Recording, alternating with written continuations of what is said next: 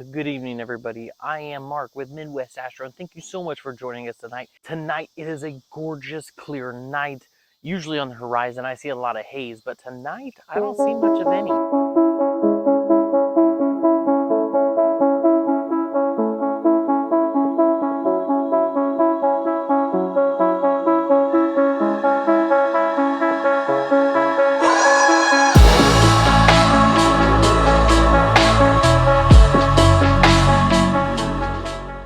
I'm hoping that means we're gonna have a little bit better transparency tonight. So what is it we're going to shoot? So I've shot this particular target last year even, and I think it was the year before, but never have I done what I'm going to do this time. So this is a galaxy. It is a broadband target, which means we want to shoot with red, blue, and green filters, and then also with luminance, which is, a lot of people have asked me, what does luminance actually mean? And basically, you put a filter that is just a cut IR filter, so infrared, which makes your stars that might be this size kind of bloat a little bit. So by putting that filter on, I keep them from bloating in the images when I start taking longer exposures. But tonight, we're not doing any of those.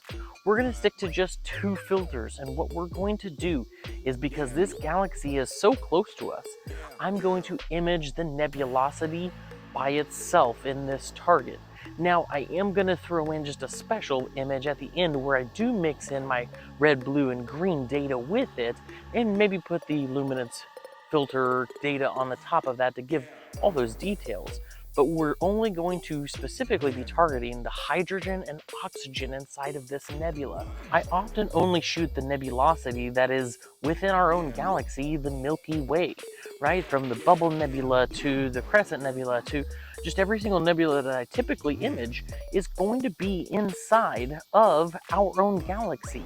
But this time we're looking 2.7 million light years away to get this nebulosity. So you might be wondering, well, how much detail are we actually going to get? And the beautiful thing is with this particular telescope, I can already tell you we've got wonderful details that are coming through. I just needed more data. So once I saw the details of this particular galaxy and what I was already acquiring, I just knew I had to make a video of this. You guys have to see this. I wanted to give you a little bit of information about M33, but also how we're going to accomplish what we're going for tonight.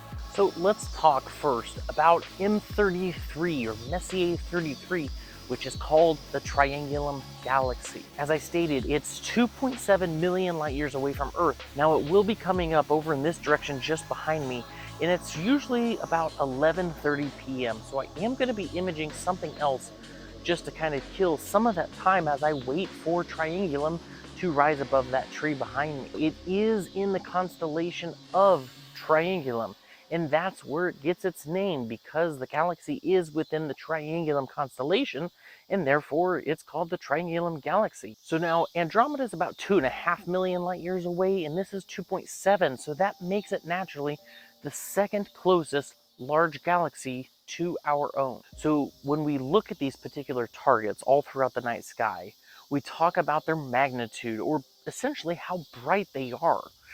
The higher the number, the more faint it is. So this particular galaxy is at a magnitude of 5.7, which means it's really bright. That means you can go outside as long as you're not in too light polluted of a city. If you live in, say, Miami or downtown metropolis of any major city, you probably aren't going to see it. But if you can make it out to a dark sky, such as my sky is at Bortle 5 or even darker, all the way down to Bortle 2, you can see this galaxy with just your eyes. Now, it is recommended to use something like binoculars at least, and you can actually see some of the arms within this galaxy with just binoculars. You don't even need a telescope rig like I've got behind me. Or maybe you want to pick up something cheap at, say, Walmart that you just want to be able to point and look at. You can do that with this galaxy starting tonight. It's best observed through October, but you can already see it as it starts to rise. It does come up a little bit later, so it depends, of course, how long you want to stay up. This galaxy was, of course, founded much earlier than when Charles Messier cataloged it, but he was one of the first to catalog it. It was the 33rd item in his catalog at the time of just nebulas, but Edwin Hubble actually found that it was actually a galaxy outside of our own. One of the really cool things in this particular galaxy is the nebulosity, and that's why we're going to go for it. In particular, NGC 604 is a massive star-forming region. Let's put this into perspective. The Orion Nebula is massive. The Orion Nebula can be also seen with just your unaided eye. You can see it in Orion's belt just to the south of it. So what is special about this particular nebula? It is over 100 times larger than the Orion Nebula. So that means if it was in our own sky, it would be probably more than a quarter of the moon's size. Now, the Chanda X-ray telescope has actually taken a lot of images and studies with this particular nebula, and they've identified that there are over 200 brand new stars formed within it. Now, these stars aren't just any stars, they're super massive, super high temperatures, and they're scattered within the cavern-like gaseous interstellar cloud. The stars actually send off or irradiate the gases around it with energetic ultraviolet light that strips electrons from atoms and exciting them, and that's where we get these items as being ionized. That's where they get their glow, their color, and that's how we see them. So what I'll do is I'm going to put a photo maybe over here to the side, and I'm going to show you what NASA has been able to actually see within this particular nebula. So tonight, I don't really want to spend a ton of your time talking too much about this galaxy, but let's briefly talk about what we're going to do, right? We're going to take long exposures. Now, I've already started taking 5-minute long exposures. I'm bumping that up to 10-minute long exposures tonight. Why might I be doing that? I'm already at 3 nanometer narrowband filters, which means my images are going to be relatively noisy at I think it's f5.5 with 5-minute exposures, but I've got wonderful details within the nebulosity. But a 10-minute long exposure is going to give me a less noisy image, but it's also going to pick up on the ultra faint stuff within that galaxy. And that's what I want to try to encapsulate, is both the really bright stuff and the very dim nebulosity within there. Just like we have nebulas all around us here, some are much brighter than others. I want to capture all of the nebulosity I can. Now, in doing that, this is going to present an image like you've never seen before. It's going to be multiple different colors. Now, again, I told you I'm going to give you a bonus one with the RGB, which is going to be a lot of red and pink. But the other image, the first one you see tonight, is going to be a lot of orange and yellow, and that's going to be hydrogen, and you're going to see pockets of blue. Now, hydrogen is, of course, going to be the predominant gas that we find all around us, and the reason being is because stars are formed from these gases. Well, stars need a lot of hydrogen to build themselves, right? When all this hydrogen starts to collapse in on itself, it starts to build a ball, and then that ball has gravity, and then it starts sucking in more hydrogen, and that's where we get nuclear fusion. That's what stars are actually burning, is the hydrogen, and they will eventually turn it into helium, and that's where we get our heavy elements. Now, the most common way you're going to see this galaxy from just about everybody on social media, YouTube, you name it, is going to be one of two ways: LRGB, or one-shot color camera, if you will. But it's going to be your luminance, your red, your blue, your green, and it's going to be what could you actually see. Then some people will go the next step, and then they'll shoot hydrogen, and they'll integrate just the hydrogen into that image.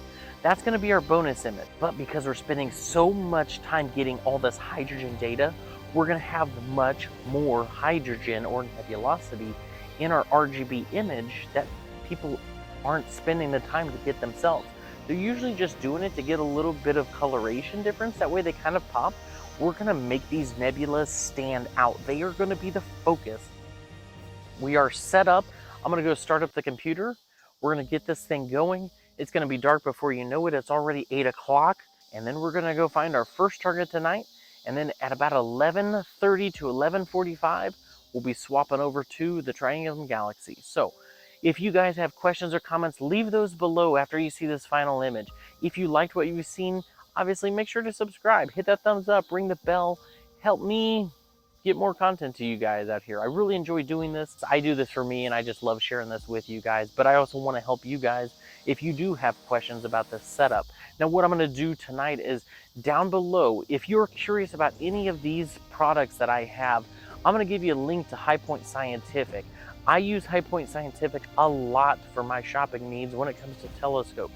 I also use Agena Astro. I've found that both of them have wonderful customer service, but I'll put links down below to some of these items. That way you can check them out yourself and maybe you buy them. So thank you guys so much for joining us tonight. I don't want to waste too much of your time talking about this. I want to get to this final image. Now I am going to try to do a couple fly-throughs, maybe even post a 3D video. I haven't decided what I'm going to do as far as the representation in this final shot, but I want to make sure that you guys see all of this crazy detail. I'll also point out NGC 605, that nebula is massive. I think it's brighter than the core of the galaxy even. Like, it is so incredibly bright. So until next time, guys, thank you so much for joining us. My name is Mark Carter. You guys have a great night. Clear skies, take care of each other, and we'll see you next time.